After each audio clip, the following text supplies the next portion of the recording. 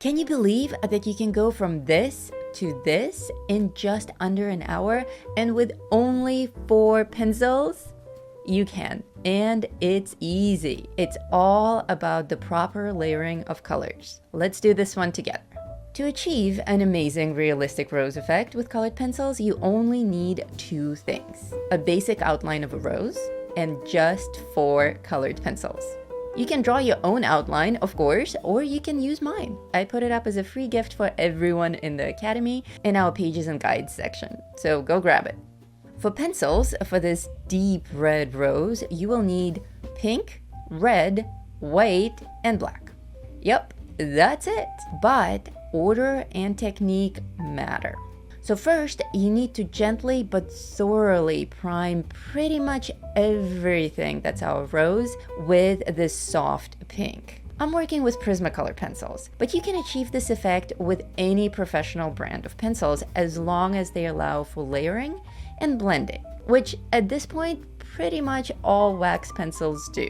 Black Widow is a great example of what you can use, Faber-Castells, Castle Art, Derwents, whatever you have. These are just some of the names that I actually have in my studio. If you're not sure if your pencils can do this, try this little trick. On a piece of scrap paper, add a little bit of color, and now with your white, come in from the edge just like this. Did anything happen?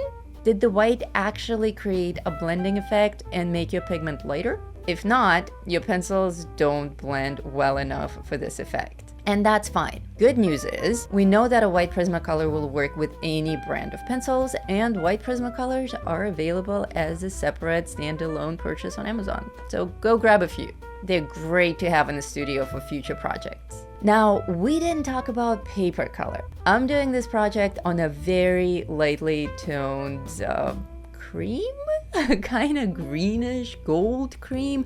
I can't even name this color, and color is my life's work. Honestly, for this effect, it doesn't matter. It doesn't matter what it looks like, it doesn't matter what it's called. Use whatever paper makes you happy. So, how is it going with that pink? Pretty easy first step, right? Now, I did say prime pretty much everything, not everything. What did I mean by that? Well, if your paper is white, for instance, you may want to leave the areas that will ultimately be the lightest uncolored.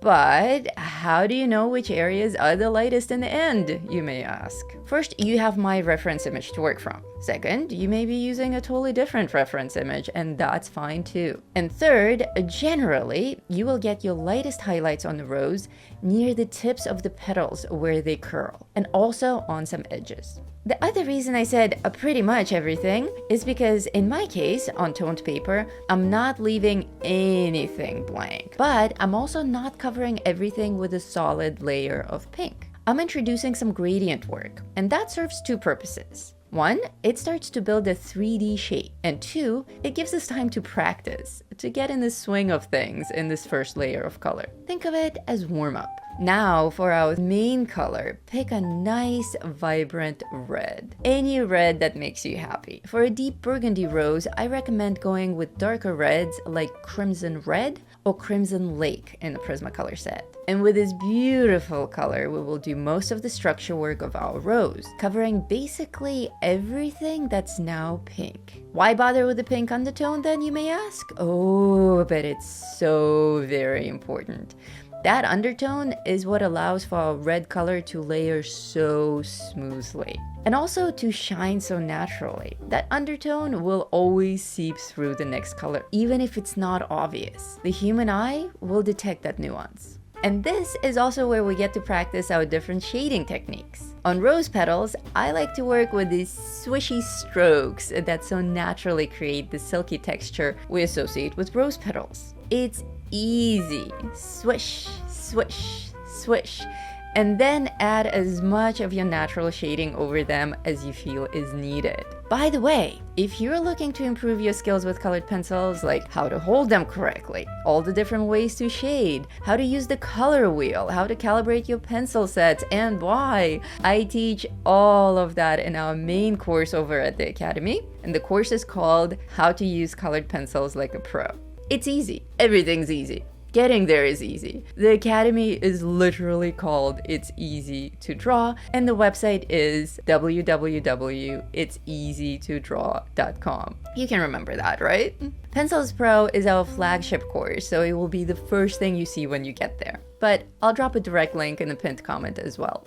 The other thing that's important to keep in mind as we paint this rose red is how much pressure we're applying to the page. We never want to grind the pigment in, especially on something as delicate as a rose. Instead, we want to layer, layer, layer, gently but confidently, lightly but thoroughly. We don't want to damage the texture of the page, but we also don't want to have the color look patchy or uneven. It's all about balance. So don't rush, take as much time as you need with this layer, and try to get it to look something like this.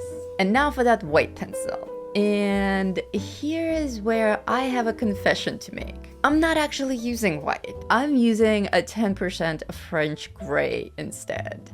And that's a very specific, a bit advanced, but a personal preference. If you feel that white is just a tad too sharp for your taste, you may also wish to use a nearly white gray, cream, or even a very pale blue. Cloud blue specifically is the pencil that I recommend in the Prismacolor set. But if you're not quite at that stage where you feel confident enough playing with 10% value colors, just stick with white. It will look just as good. And I'll catch you up to speed on pale hues over at the Academy. Oh, and actually, I think I forgot to mention that all of our courses have payment plans, and all of the content is yours forever, so there's really no excuse to stall. Treat yourself to an upgrade. Unlock hundreds of pro secrets. That's how we learn.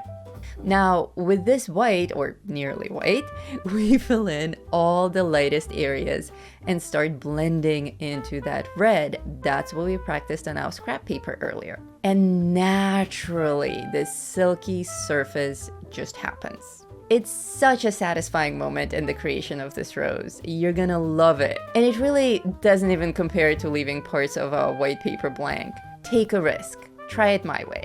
I guarantee you, you will never go back. Add your lightest pigment now and take this opportunity to make silky smooth blending effects. If you feel like you've added too much white, worry not. Just come in with your red again and brighten it all up. Just be careful. Make sure to use the same exact red pencil from before. We don't want to introduce any new colors now.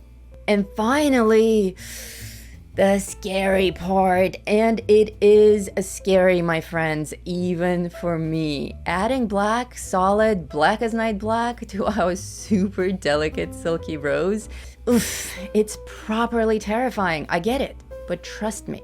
Trust the process. It's the effect we're after with this burgundy rose. Adding black is essential. And as all of my Pencils Pro students know, we're not actually painting the rose black. We're just changing the value of our red pigment, making it a deeper burgundy through adding varying amounts of black. We have a whole chapter with practice grids to help you get a feel for this amazing and life-changing technique, the value scale of a given color. So here, with our fourth and final pencil, we're truly making magic. Be sure to layer gently, as always. At this stage, if you've been layering softly and generously, like I taught you, adding this black will be a walk in the park. The previous layers actually help with that. But don't be fooled, my friends. It is possible to layer incorrectly. It is possible to lock yourself out of being able to add more colors. You can damage the page and create unsightly patchy effects. How do we prevent that? Practice. With time, with lessons, with repeated exercises applied to different subjects, this kind of layering will become second nature to you. And now that you know how to layer a stunning realistic effect with minimal pencil use, let me ask you a question. Do you know if you're using your pencil in the most optimal way? Check out this video that demos the best ways to hold your pencil for various results. Try them all. See if what you're doing right now is actually holding you back from creating stunning effects. Have fun and happy coloring!